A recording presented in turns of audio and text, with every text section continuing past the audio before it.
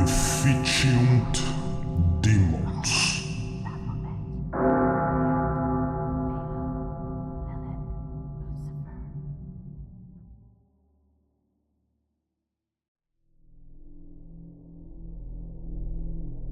Nada e ninguém vivia na casa.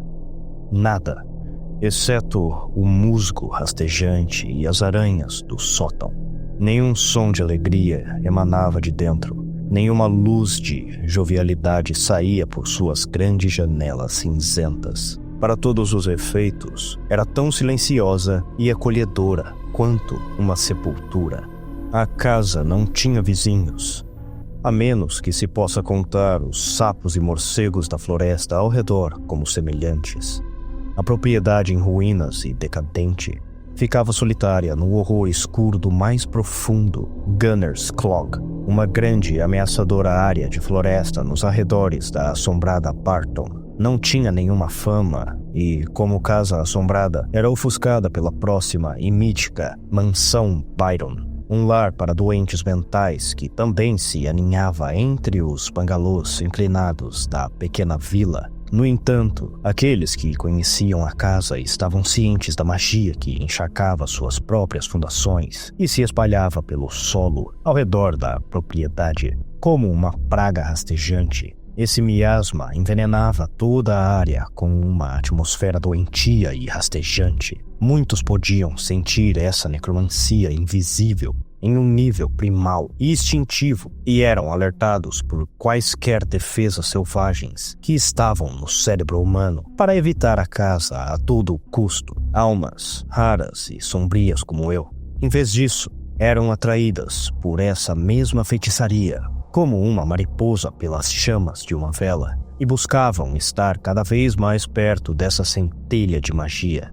não importa o quanto queimasse. Por sorte, comprar a casa tinha sido um assunto simples.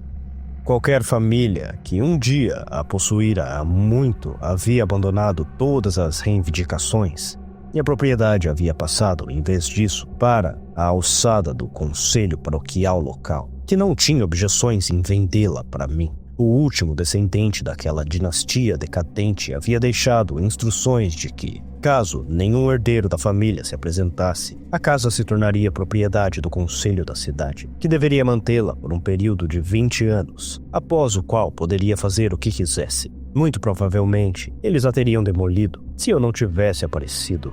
Uma quantia considerável de dinheiro deve ter sido deixada nas mãos do conselho para evitar tal destruição da propriedade. Certamente, nenhum centavo foi gasto na manutenção do edifício. Por décadas, a casa permaneceu solitária e desocupada, silenciosamente desmoronando enquanto lutava para manter vigília sobre a natureza invasora que ameaçava engoli-la. Mas não mais. Seria minha. E quando eu morresse e fosse enterrado na propriedade, passaria para outro da minha família. Ficaria comigo e com meus parentes. E se ninguém se apresentasse para reivindicar a casa na época da minha morte, minhas instruções eram para que fosse demolida tijolo por tijolo, para sempre. Minha e só minha. Talvez eu deva esclarecer o leitor sobre o meu comportamento, na esperança de que isso lance luz sobre por que alguém como eu desejaria comprar e, de fato, viver em um lugar tão solitário quanto a casa de Gunner's Clog.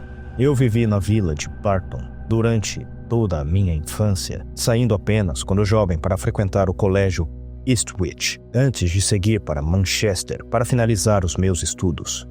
No entanto, não importava o quão longe eu me afastasse do meu local de nascimento, eu nunca conseguia deixá-lo completamente para trás em minha mente. Havia memórias demais, boas e más, ligadas àquele lugar. Sonhos de verões passados correndo pelas abundantes florestas e pelos becos tortuosos e apertados que serpenteavam entre as moradias dos residentes de Barton. Frequentemente, eu fazia uma viagem a Barton nos meus dias de folga, pegando o trem para Eastwich e depois o ônibus para a vila, observando pela janela à procura de pessoas conhecidas. Muitas vezes havia várias delas, pois Barton continha dentro de si uma magia bastante peculiar que parecia impedir a maioria de sua população de ir além de seu alcance e para o mundo exterior maior. Foi durante uma das minhas muitas estadias em Barton que me deparei com a casa pela primeira vez. Eu sabia desde criança que havia supostamente uma casa assombrada nas profundezas de Gunner's Clog, mas nunca pus o olho nela até ser adulto. Não, foi apenas alguns anos atrás que fiz a peregrinação para dentro da floresta, passando pelo velho riacho, que agora era pouco mais do que uma lama preta e pegajosa, passando pelas curiosas pedras cinzentas e desgastadas que os antigos chamavam de tronos de fadas, e finalmente sobre os olmos bravios e triangulados por era que sombreavam o solo castanhado e acre, de onde nada nunca realmente cresce, até que finalmente eu estava diante da casa em um horror mudo e silencioso. As janelas gordurosas e cinzentas e a porta lacrada me chamaram, e eu soube que finalmente estava em casa. A casa me chamou naquele momento, parecia que eu sempre a conhecera. Eu havia encarado uma lenda cuja história era apenas vagamente lembrada em sussurros abafados por aqueles moradores de Barton, que eles próprios já não eram deste mundo por muito tempo. Meu interesse pela morte e casas assombradas tinha origem, como a maioria das deficiências da mente, em experiências e associações do início da infância. Eu testemunhei pessoalmente 2 mortes na família antes dos 12 anos. Primeiro, vendo minha avó definhar pelo consumo de álcool até que seus órgãos secassem e falhassem. E depois, perdendo meu querido amigo e primo, que se enforcou em sua própria casa, sem sequer uma palavra de despedida ou uma carta para explicar o porquê. Aos 15 anos, comecei a ser cada vez mais afligido por pesadelos com a minha própria morte. Sonhos vívidos retratavam meu falecimento semanalmente e, eventualmente, todas as noites. Apesar de sua frequência febril, eu não conseguia capturar muitos detalhes sobre o meu sonho de morte, pois a vivacidade se desgastava com a misericordiosa clareza da mente desperta. O lugar e a hora da minha morte permaneciam desconhecidos para mim durante esses tormentos noturnos, mas, curiosamente, passei a aprender 2 fortes detalhes recorrentes sobre a minha morte. Eu não morreria sozinho e não morreria com fome. Eu havia feito da minha ambição de vida capturar essa cena de pesadelo em minha tela, pois sou um artista. De certa forma, eu nunca parecia conseguir apreender a verdadeira essência daquele último momento final. Algo estava faltando, seja da minha mente, consciente ou inconsciente, e eu me incumbi de dever de descobrir aquela centelha de clareza que faltava. Isso me leva ao meu verdadeiro motivo para comprar a casa. Ela serviria como minha musa, meu canal para aqueles dias passados da velha Barton, dentro daquelas vigas em decomposição e do telhado rangente e afundado. Eu viveria em isolamento, canalizando a magia antiga, enquanto pintava minha obra-prima. E de uma vez por todas, desvendaria o mistério que cercava o que eu passei a acreditar ser minha morte iminente e predestinada. Decidi desde o início que faria muita, pouca ou nenhuma reforma na casa.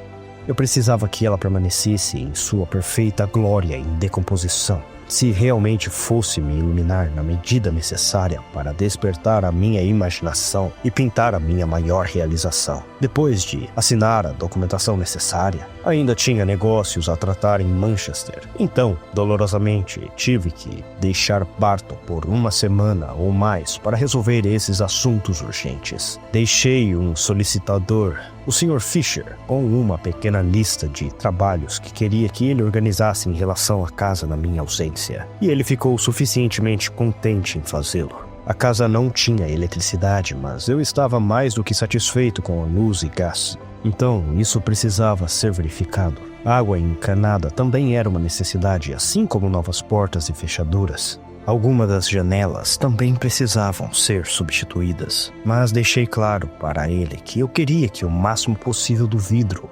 original fosse preservado. Então apenas as janelas que estavam em estado irreversível de deteriorização deveriam ser trocadas. O Sr. Fisher me aconselhou que o terreno ao redor da casa também precisava de alguma atenção.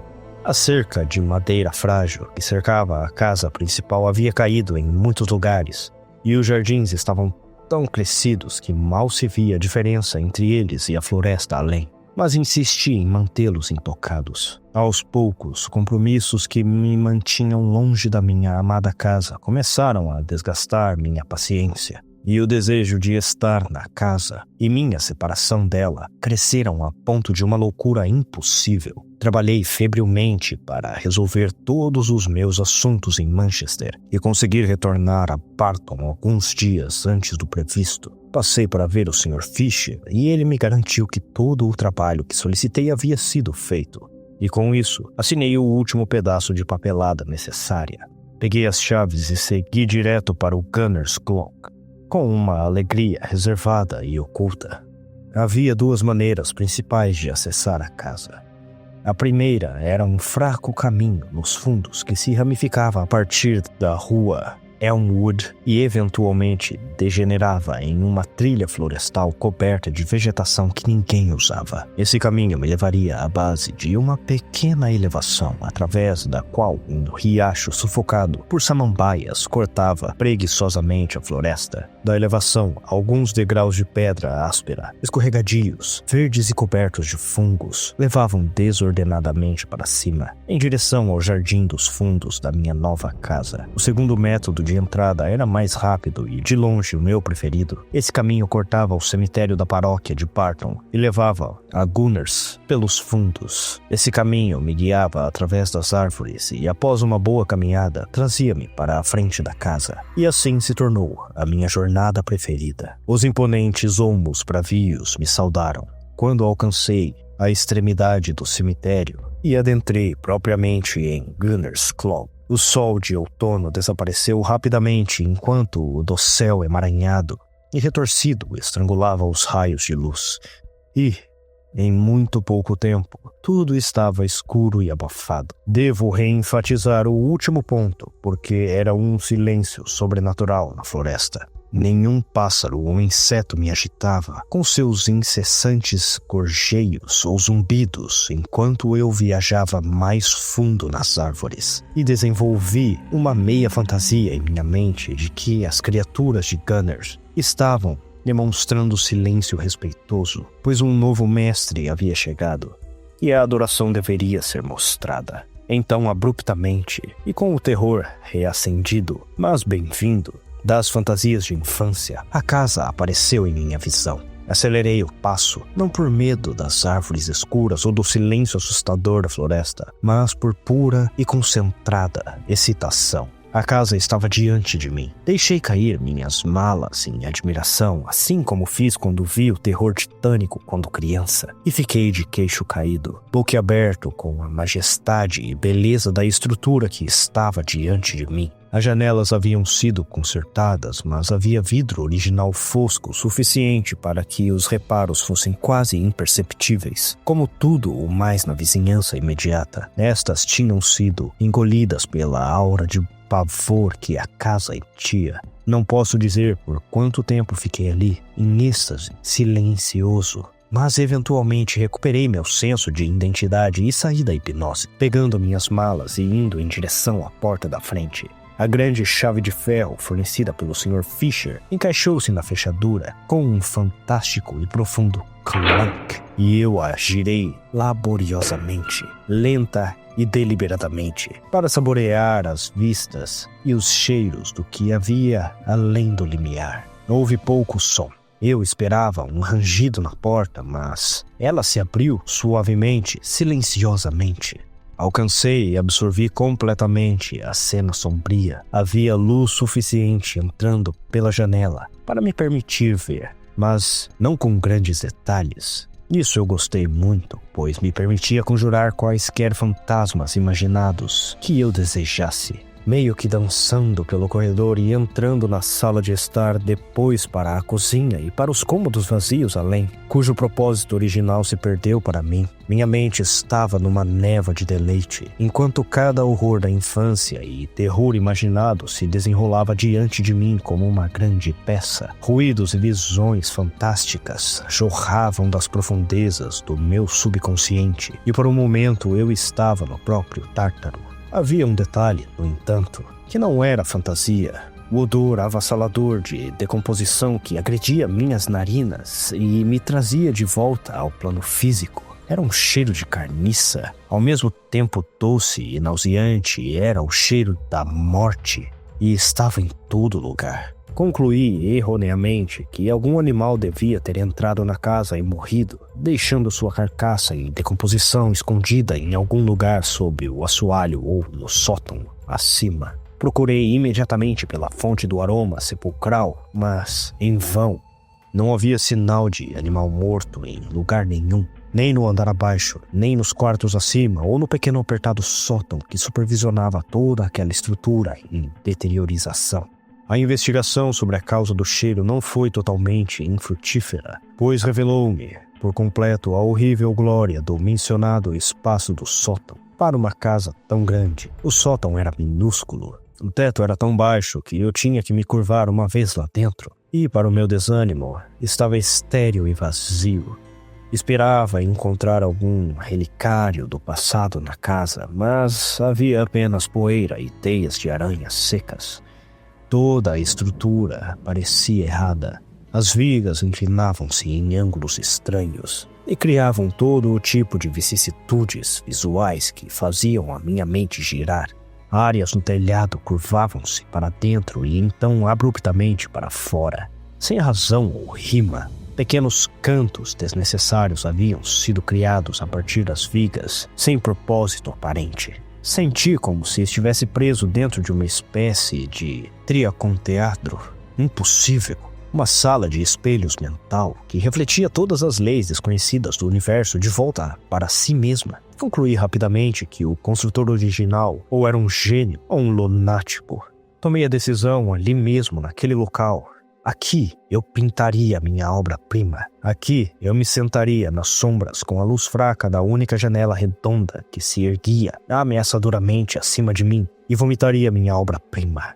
Apesar do banquete de horrores que meu cérebro havia devorado desde a minha chegada, não tinha vontade de começar minha pintura ainda. Em vez disso, movi todo o meu equipamento para o sótão, pronto para quando o humor negro me dominasse. Recolhi-me para o andar de baixo para a noite. Ainda não tinha comprado uma cama para dormir e a estrutura em ruínas e apodrecida do que me restava no quarto principal dificilmente era adequada. Desfiz minhas malas e organizei o essencial. Minhas ferramentas de pintura, meu café, que imediatamente coloquei para ferver no fogão da cozinha, e meus cigarros. Havia trazido alguns alimentos simples, queijo, pão e carne fria cozida, que comi da minha maneira habitual e desapegada. Resignei-me a uma noite precoce, equipando o sofá empoeirado com um saco de dormir que havia comprado em Manchester, e lentamente dei boas-vindas à escuridão que se aproximava. Esperava que meu primeiro dia na casa inspirasse em mim a minha habitual cena de morte terrível, a partir da qual eu transmutaria tinta para a tela com pavor indizível pela manhã. O sonho, no entanto, não veio. Pelo menos, não veio da maneira habitual que eu esperava. Em seu lugar, um terror totalmente novo havia entrado, cambaleando no palco da meia-noite da mente, suas cortinas se abrindo lentamente enquanto meus olhos gradualmente se fechavam. Encontrei-me perdido num labirinto de túneis escavados na terra, escorregadios com salitre e úmidos ao toque. Eu sabia que tinha de estar no subsolo, mas a que profundidade eu não conseguia dizer. Eu tinha apenas uma lanterna manual para iluminar e segui pelo tortuoso corredor fúnebre sem nenhum senso de propósito ou razão, avançando para a escuridão à espreita. Sons balbuciantes podiam ser ouvidos ecoando ao meu redor, de uma direção desconhecida, meio latidos, meio vozes abafadas. Esforcei-me para distinguir as palavras que falavam. Só consegui ouvir algumas poucas elocuções arranhadas, mas o que consegui ouvir aterrorizava-me até o âmago. Pequenas frases semicompreensíveis como Ele chegou. Vamos festejar. e Calem-se. Ele está ouvindo. vi formas se moverem rapidamente logo além do meu raio de visão. Rostos caninos hediondos sorriam para mim com desejo bestial. Olhos semi-humanos rolavam soltos em suas órbitas e zombavam de mim das sombras. Tentei correr, mas perdi o equilíbrio, caindo no chão. Esperava acordar, como era típico em um sonho, quando se cai, mas não acordei. Minha lanterna quebrou no chão e a luz instantaneamente desapareceu, engolida pela escuridão faminta. Então eles vieram para mim, dezenas e dezenas de olhos inchados e disformes. Senti garras me abraçando como tornos de ferro e na escuridão senti meu corpo se erguer no chão. Minha cena mudou subitamente. Agora me encontrava no sótão, sentado em frente à minha tela, esforçando-me para ver que imagem havia nela. Uma cacofonia de ruídos de colisão ecoava abaixo de mim, chegando cada vez mais perto. Entrei em pânico. Peguei um pincel próximo e tentei freneticamente terminar a obra que havia começado. Então, lentamente, o alçapão do sótão, um pequeno quadrado no chão perto dos meus pés, abriu-se, revelando novamente aqueles olhos quase humanos que me olhavam com luxúria macabra. Gritei e então acordei. O suor frio me congelou enquanto me mexia no sofá. Olhei em volta e meio que esperava ver um dos meus adversários demoníacos esperando para me atacar, mas, misericordiosamente, estava sozinho. A luz do sol penetrava pela janela da sala e olhei para o meu relógio para ver que a manhã havia passado. Eram 2h15 da tarde e eu tinha dormido demais. Apesar da minha soneca incomum, não me senti revigorado nem um pouco. Na verdade, senti exatamente o oposto e poderia ter dormido por muito mais tempo se eu fosse um homem sem disciplina. Tomei café da manhã e fui para o Jardim dos Fundos, onde acendi um cigarro e caminhei ao ar livre, apreciando as vistas da floresta além. Diferente da minha chegada inicial, agora havia atividade entre as criaturas de Gunner's Claw e todo o tipo de bicho estava feliz, cantando, gorjeando e cruciando. Terminei meu cigarro rapidamente e voltei para dentro de casa, levantando a gola do casaco contra o frio. Ainda não sentia nenhum impulso para pintar, então visitei o sótão naquele dia. Na verdade, evitei ativamente entrar no local. Meus músculos estavam doloridos, um produto das minhas más condições de sono, e vaguei pela casa de cômodo em cômodo, como uma alma perdida em busca de propósito, enquanto fazia uma segunda volta pelos cômodos do térreo. Notei também que o cheiro de podre que encontrei no dia anterior havia desaparecido. Não posso dizer que não fiquei satisfeito com isso. Talvez um necrófago tivesse visitado durante a noite e levado a fonte fétida para sua toca para festejar em segurança. Com o dia avançando e nada para fazer além de beber café e fumar, decidi, em vez disso, preparar alguns sanduíches e passar o que restava do dia na vila de Barton. Barton tinha uma pequena e modesta biblioteca. O que lhe faltava em literatura acadêmica compensava em história e folclore local. Minha área de pesquisa era, naturalmente, a casa. Com a ajuda do bibliotecário grisalho que servia na biblioteca desde que me lembrava, consegui encontrar algumas informações escassas sobre a casa na floresta e a família que um dia a reivindicara. De um pequeno livro intitulado Um Tratado sobre Influências Demoníacas em Cheshire, escrito por um autor de Ipswich chamado Samuel Gaunt, consegui encontrar uma referência obscura a um homem chamado Jonathan Bickham, que um dia vivera na casa, que era conhecida simplesmente como a Casa em Elmwood. Bickham, segundo o bibliotecário, foi forçado a fugir de Barton há cerca de 120 anos, quando se soube que ele estava de posse de uma pequena biblioteca de livros proibidos, que na época haviam sido banidos pela igreja. O pior desses infratores era intitulado Le Côte des Gaules, um tomo que não me era totalmente desconhecido. Eu tinha ouvido falar desse livro em particular durante a universidade, e era sempre mencionado em sussurros abafados por tipos desagradáveis. Achei o nome de Bickham de especial interesse, pois meu próprio sobrenome, Pickman, era um tanto semelhante, tendo uma origem comum na antiga tribo saxônica de Picome. Do mencionado tomo macabro, não pude encontrar mais informações, além do autor ser um francês chamado o Conde d'Erlet, mas eu tinha um nome, Bickham, para seguir, e em vez disso, concentrei-me nessa linha de investigação. Com poucas horas de luz do dia que me restavam, rastreei todas as referências da família Bickham e sua linhagem.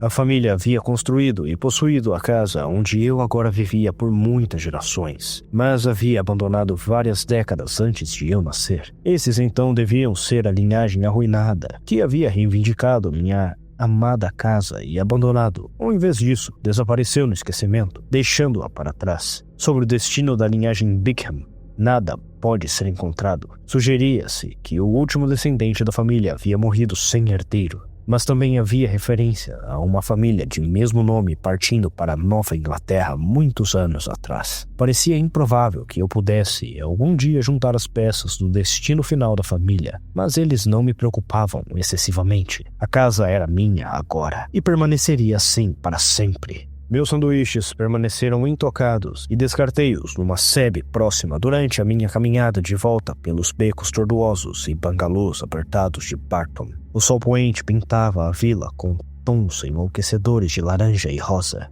ao mesmo tempo que lançava sombras longas e mutadas que transformavam até os objetos mais inócuos em terrores inomináveis. Ao abrir o portão para pegar meu atalho cadavérico, percebi a oportunidade única que se apresentava para aprofundar a minha pesquisa e aproveitei-a com convicção célere. Fileiras e mais fileiras de lápides desgastadas ofereciam-me um tipo diferente de biblioteca e procurei alegremente pelo nome Bickham entre as lápides intempéries. Confusamente, minha busca terminou em decepção, pois nenhuma única pedra ostentava o nome que eu febrilmente buscava. O fato de nenhum Bickham adornar aqueles berços sem vida me desanimou profundamente e recolhi-me de volta para minha casa, derrotado e amargo.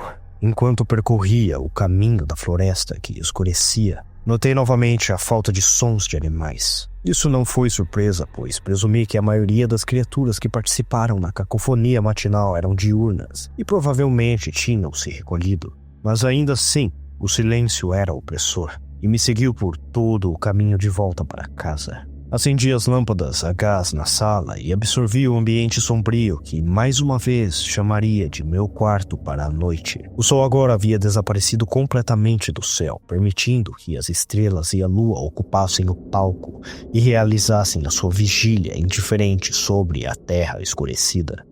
Minha intenção era escrever uma carta para um amigo erudito em Manchester sobre Les Gouttes des Gaules. Mas assim que peguei a pena, uma onda de empatia tomou conta de mim e de repente me senti sonolento e languido. Mais uma vez encontrei-me nos túneis. Desta vez, a luz era ainda mais fraca, pois segurava uma vela meio moribunda e não tinha uma lanterna. A impressão de estar ainda mais fundo na terra apoderou-se de mim e vaguei sem rumo em direções aleatórias, tropeçando ocasionalmente em pedras soltas e outros detritos cujo o clique e chacoalhar oco mandavam um calafrio pela minha espinha. O túnel alargava-se à medida que eu alcançava e abria-se diante de mim numa grande câmara, quase quadrada, forrada com fileiras e mais fileiras de longos caixões de madeira. A escuridão dificultava a minha investigação, mas eu conseguia distinguir dúzias dos horríveis berços, alguns abertos e espalhados, outros amontoados desordenadamente uns sobre os outros. Pela primeira vez na minha história de alucinações de pesadelo, a realidade do que estava vendo começava a se tornar aparente. Isso não parecia um sonho. Enquanto essa constatação me dominava, uma voz sussurrou por trás, diretamente no meu ouvido. Suas palavras murmuraram e misericordiosamente eram incompreensíveis. Ao sentir aquele hálito pútrido na minha nuca, fui tomado pela sensação de uma ascensão súbita e me vi lançado mais uma vez nos confins solitários do sótão acima. Novamente agachei-me em frente à tela, esforçando-me para ver o que estava pintado nela. A obra parecia mais completa do que no meu sonho anterior, e notei que segurava um pincel na minha mão direita, enquanto algo frio e gelatinoso estava apertado na outra. O rosto na porta do sótão balbuciou novamente, e quando olhei para baixo, vi Não um, mas vários pares de olhos através da fina fresta. Vários pares de enormes esferas inchadas de geleia louca estavam focados em mim, rolando sem piscar em suas órbitas mortas e carnudas. Fiz o meu melhor para ignorá-los e continuei a pintar. Esforcei-me muito para realmente ver o que estava pintando, mas a imagem estava embaçada e mudava irracionalmente diante dos meus olhos. Num breve momento de clareza, imaginei ter visto meu próprio rosto olhando de volta para mim na tela manchada. Quando essa constatação me varreu, comecei a entrar em pânico. Os sons de estilhaçamento abaixo irromperam mais uma vez e a porta do sótão abriu-se violentamente. Meu coração saltou para a garganta e levantei os braços defensivamente para tentar afastar as multidões de mãos, garras que me agarravam. Gritei no vazio, enquanto uma escuridão mais profunda engolia o sótão e me tragava por inteiro. A manhã chegou e, aliviado, acordei no sofá com o coração acelerado. O ritual habitual de café, cigarros e café da manhã me seguiu, mas eu me senti mais como um espectador observando esses eventos mundanos à distância, em oposição a estar ativamente envolvido neles. Mais uma vez, não conseguia reunir energia para pintar, mas desta vez senti um fragmento de medo genuíno, enquanto o pensamento de sentar no sótão com a minha tela entrou em minha mente.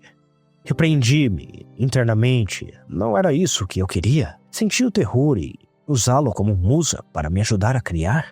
Mas tentei o quanto pude. Simplesmente não conseguia começar minha pintura e evitei os cômodos superiores da minha casa. Em vez disso, olhei para a escrivaninha improvisada, onde havia começado minha carta na noite anterior, e decidi terminar o que havia começado.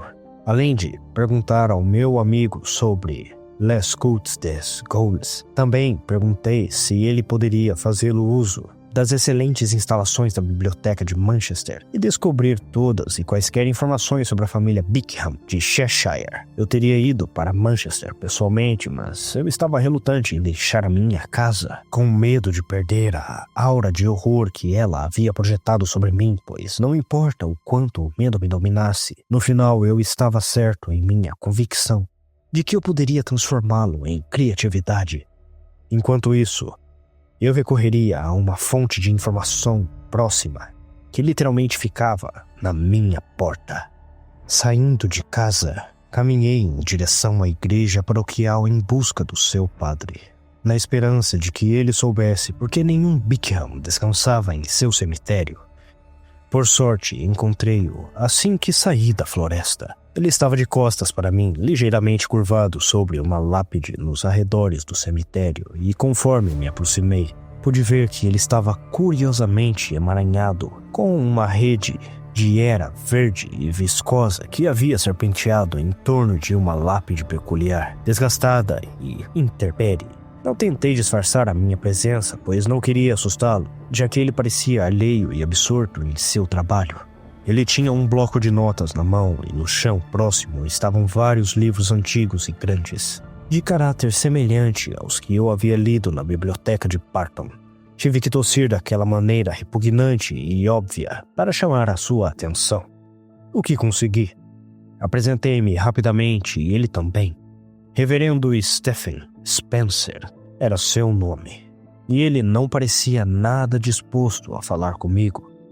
Fui direto ao ponto rapidamente e perguntei por que, apesar de ser uma família residente por gerações, não havia nenhum membro da família Bickham enterrado no terreno. De maneira distante e completamente desinteressada, ele respondeu rápida e simplesmente: "A família", explicou ele, "tinha permissão especial do conselho para enterrar os seus mortos em sua propriedade. Havia, ele supunha, um túmulo de família ou cripta de algum tipo em Gunners, onde os Bickhams falecidos agora jaziam. Ele, no entanto, alertou que havia vários anos atrás um incidente de inundação, onde havia feito grandes seções da margem da floresta desmoronarem e erodirem, revelando caixões há muito enterrados que podiam ou não pertencer à família. Com isso, ele voltou imediatamente para sua lápide em volta de Era, e mesmo quando agradeci pela informação, ele A descartou com um aceno de mão de forma claramente agitada. Reconheci uma alma gêmea naquela carne cinzenta do reverendo Spencer e não quis perturbá-la mais. Em vez disso, tinha um compromisso muito mais emocionante a cumprir. E depois de deixar a minha carta para o meu colega de Manchester no correio local, comecei minha caça ao tesouro mórbida na floresta de Gunners. Tinha pouca ideia de onde começar a minha busca pelo mausoléu escondido, mas devido à história do reverendo sobre sepulturas exumadas, presumi que seria em algum lugar perto das margens inclinadas da floresta, nos fundos da propriedade. Como disse anteriormente, a distinção entre jardim e floresta era, na melhor das hipóteses, difícil de discernir, e eu tropeçava em silvas e urtigas, sofrendo os pequenos espinhos dessas ervas daninhas inúteis enquanto avançava cada vez mais. As árvores e samambaias ficavam mais densas e espessas, enquanto eu vagueava descuidadamente pela folhagem. E após o que pareceu uma eternidade de luta e arranhões, meus olhos finalmente avistaram aquilo que procurava, erguendo-se orgulhosa e desafiadora, dentro de uma clareira que não era nada menos que um círculo perfeito de olmos bravios e murchos. O local de descanso final dos Bickhams, falecidos, estava diante de mim. Caminhei dentro daquele anel de sinistros guardiões lenhosos e observei uma cascata de folhas marrons dançando ao redor da clareira, carregadas por uma brisa fria que se manifestou conforme eu me aproximava cada vez mais do meu prêmio. A pedra era cinzenta em algumas áreas, mas principalmente coberta por um fino musgo verde que parecia uma camada de pelo doentio. Os pilares do estilo romano que coravam a entrada do metal enferrujado haviam rachado e desmoronado além do reparo, mas denunciavam uma construção óbvia do período romântico do século XIII.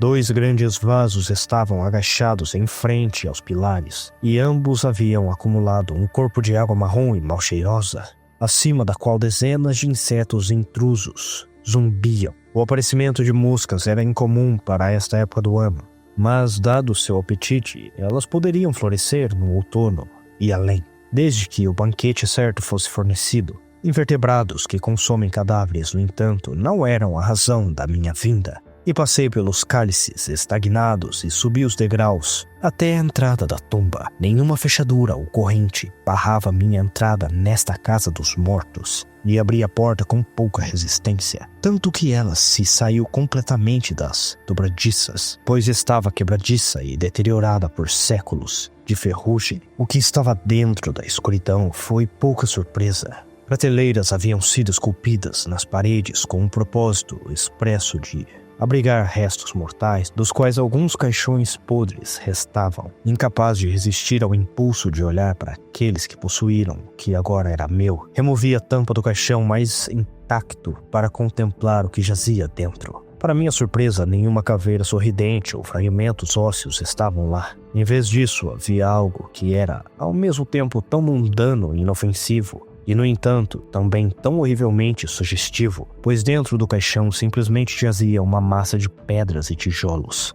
Muitos demais para terem sido colocados ali por engano, e não havia chance de terem chegado lá por acidente. Inspecionei rapidamente os outros caixões, e também eles continham, em suas profundezas, apenas a mesma e fria coleção de pedras. Apoiei-me na parede interna do mausoléu e martelei meu cérebro em busca de uma explicação, e justo quando uma estava se formando naquele canto escuro da minha mente onde o fantástico é extraído, notei algo no chão que havia perdido anteriormente durante a minha investigação. Uma porta. Era um alçapão de pedra atravessado por um grosso anel enferrujado que ficava no fundo da tumba, encaixado no chão.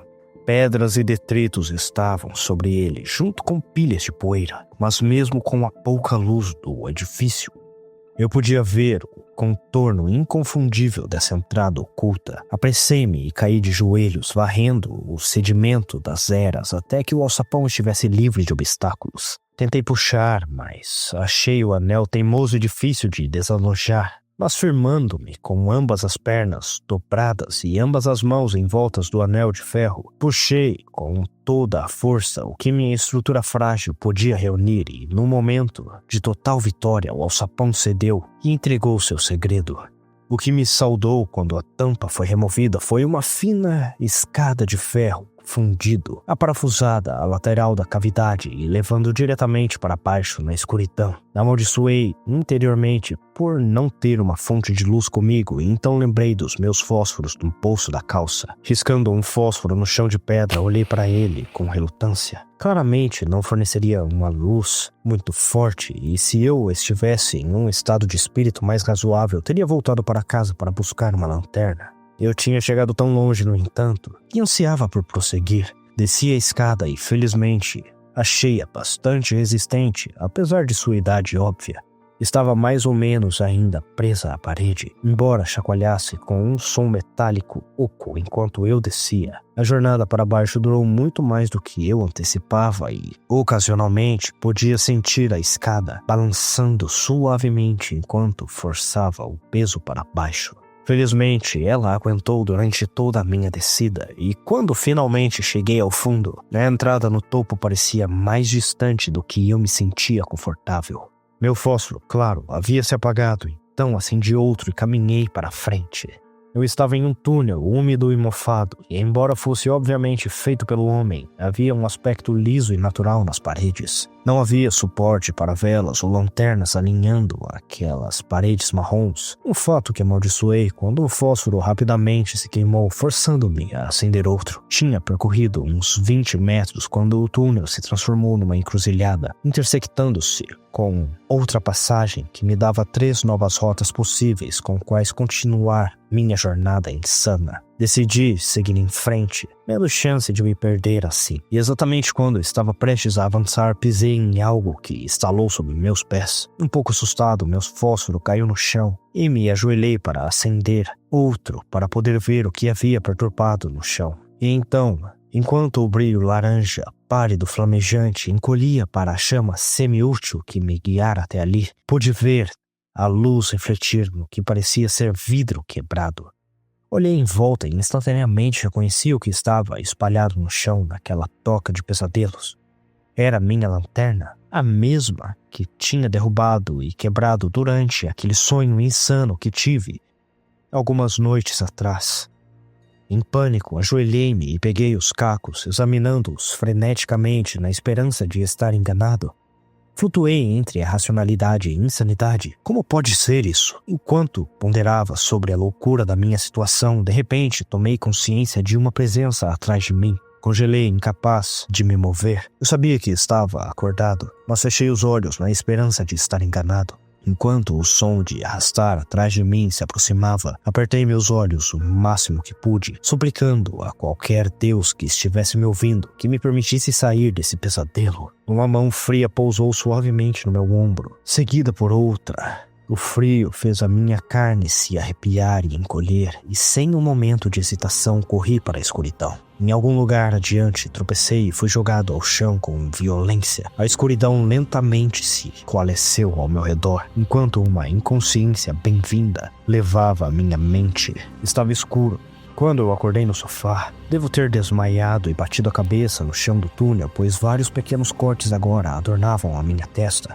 Olhei no espelho de bolso e confirmei isso, pois pude ver o sangue coagulado onde as pedras haviam atingido. Meus pés estavam encharcados de lama e eu não fazia ideia de como tinha voltado para casa. Se não fosse pelo sangue e pela sujeira, eu não teria conseguido separar o sonho da realidade e teria permanecido ignorante do horror que me dominava. Firmei-me e levantei indo para a cozinha, na esperança de que uma xícara de café pudesse limpar a névoa do meu cérebro. Toquei a minha testa, ferida novamente, e estremeci agudamente, e ao fazer isso, o cheiro me atingiu. Era semelhante ao aroma que me saudara dias atrás. Quando entrei na casa, um fedor de carniça fúnebre e nauseante invadiu meus sentidos. Com impunidade repugnante, caminhei novamente pela casa, indo de cômodo a cômodo, procurando a fonte do novo fedor cadavérico. Ficando frustrado, soltei um longo suspiro e, com horror supremo, descobri que era minha própria boca a raiz do aroma ofensivo. Enfiei a mão e, com uma crescente realização revoltante, passei a língua sobre meus dentes, sentindo pedaços de algo preso entre eles. Não comia há horas e me perguntei como isso podia ser. Corri de volta para o sofá e peguei meu espelho de bolso, percebendo ao fazê-lo o quão escuro o quarto havia ficado. Angulei o espelho o melhor que pude contra a luz de uma vela recém-acesa para ver melhor que objeto estranho estava alojado em minha boca.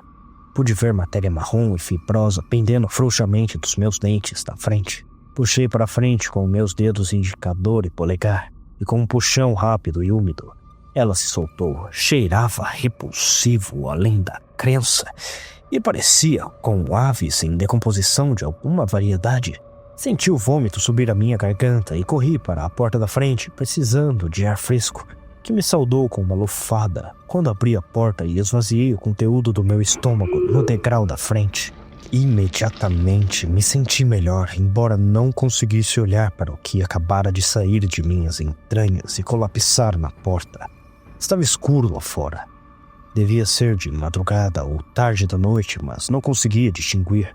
Minha mão roçou algo na porta e instintivamente peguei para inspecionar. Era uma carta. Murmurei confuso para mim mesmo, pois era incomum receber qualquer correspondência, já que poucos amigos ou familiares sabiam o endereço. Deve ser do Sr. Fisher, concluí, ao abrir o envelope e ler o conteúdo. Era, no entanto, do meu amigo em Manchester. Uma resposta à carta que eu acreditava ter enviado a ele naquele mesmo dia. A descrença me envolveu. Olhei a data. Era vários dias depois de eu ter enviado a correspondência original. Eu tinha dormido todo esse tempo? O que tinha acontecido comigo debaixo daquele terrível mausoléu?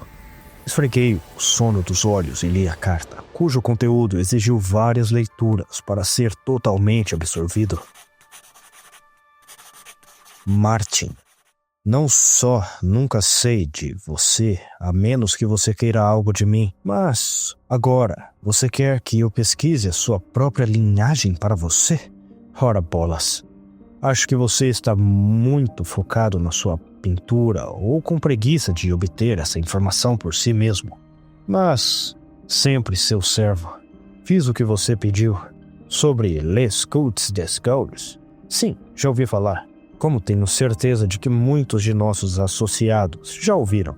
É, para ser franco, um livro sobre os trabalhos da magia negra, escrito por François-Honoré Balfour, o Conde d'Erlette. Em algum momento do início do século XIII, ele trata principalmente de um culto subterrâneo que dizem adorar os carniçais, canibais semi-humanos que eles próprios reverenciam deuses muito mais antigos e sombrios. Disse que Balfour fez contato com esse culto através deles. Aprendeu sobre a horrível metamorfose pela qual a humanidade pode passar para se juntar aos carniçais, que são imortais e vivem em morte sem fim. Pura fantasia, na verdade, foi denunciado pela igreja não muito depois de sua impressão. O próprio Balfour desapareceu. Suspeito que ele fugiu para a Inglaterra ou Itália e adotou outro nome. Acho engraçado você perguntar sobre o nome Bickham, sendo você mesmo um descendente da linhagem. Eles são, de fato, de Cheshire. Mas acredito que alguns deles, depois, se mudaram para Massachusetts após acusações de bruxaria. Aqueles na América mudaram seu nome e passaram a ser conhecidos como Pickman, de que você descende quando eles mais tarde retornaram à Grã-Bretanha e novamente assumiram seu nome original. A última pessoa a ter o sangue Pickman em Cheshire foi um tal de Nathan Bickham, que residia na casa que você agora possui. Mas isso você já sabia? Certamente. Você quer me dizer que sua obsessão pela casa se desenvolveu independente do seu conhecimento disso? Fascinante. Você claramente é uma alma sensível. Aguardo ansioso sua próxima pintura. A propósito, Haywood tem exibido aquela pintura que você vendeu para ele, para todos os tolos em Manchester, que se acham Poe ou Goya. Ele já recebeu ofertas por ela, sabia? 2 e 3 vezes mais do que pagou por ela. O cretino pode muito bem inflar o seu ego. Saber que ele pendura ao lado da obra-prima máxima de sua coleção, A Lição, aquela monstruosidade hedionda e pervertida de origem desconhecida. Bem, espero que seu trabalho esteja indo bem. Eu realmente preciso vir visitá-lo, caso o tempo permita. De seu Ed.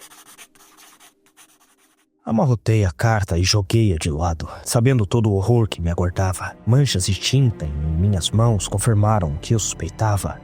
Minha pintura estava terminada, criada durante o aperto daquele sonambulismo perverso que me amaldiçoara desde que entrei na casa, auxiliado pelos senhores noturnos da Casa Elmwood. Eles que outrora usaram os rostos da linhagem mortal dos Pickham. Agora, sento-me em horrível semi-escuridão. O bruxulear de velas moribundas é minha única fonte de luz e calor. Olho através do sótão para a tela acabada e para as figuras pintadas nela. Eles quase ganham vida enquanto meus olhos se ajustam à escuridão. Posso ver hordas de cadáveres nus de carne branca escalando e colidindo numa pilha de loucura e picos cadavéricos sobre a qual me pintei sentada no topo. Um pedaço de carne foi pintado, apertando em minhas mãos, e um olhar de luxúria desenfreada retratado em meu rosto. Posso ouvir a horda embaixo de mim, colidindo e rompendo a casa. Eles estão vindo para me dar boas-vindas a um dos seus na matilha. É assim que morrerei, é assim que sempre soube que morreria. Mesmo que eu agora entenda a horrível verdade, um detalhe ainda me escapa. Eles estão aqui para me impingir aquele último e final ato que garantirá meu lugar em suas fileiras imortais para todo ou sempre, até que as estrelas morram e os antigos estejam livres mais uma vez para vagar pelos cantos escuros do domínio do homem. O que não sei, no entanto, é isso. Quando o fim chegar e eu olhar para aquela carne sem vida em minhas mãos, lamberei meus lábios de alegria, como a pintura mostra que farei. O meu corpo fraco e débil, em vez disso, fornecerá o banquete para aqueles inquilinos hediondos que mesmo agora abrem lentamente a porta do sótão e que desde tempos imemoriais se aninham sobre a Casa Elmwood, a casa na floresta, a casa de deuses mortos.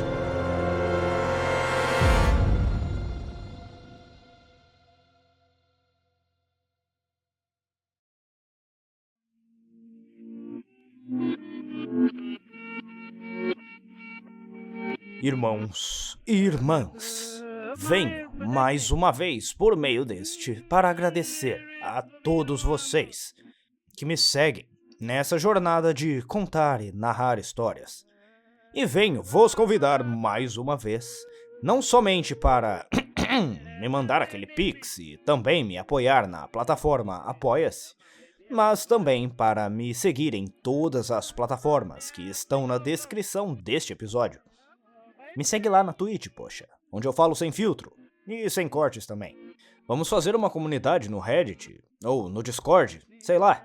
Verifiquem na descrição e se percam aí nos comentários. E, bom, mais uma vez, agradeço de coração a todos os seguidores e fãs. E é claro, agradeço aos deuses e a todos que compartilham de nossa devoção ao conhecimento profano. Que nossos caminhos sigam juntos, enquanto continuarmos a nossa jornada. Até o próximo episódio, pessoal.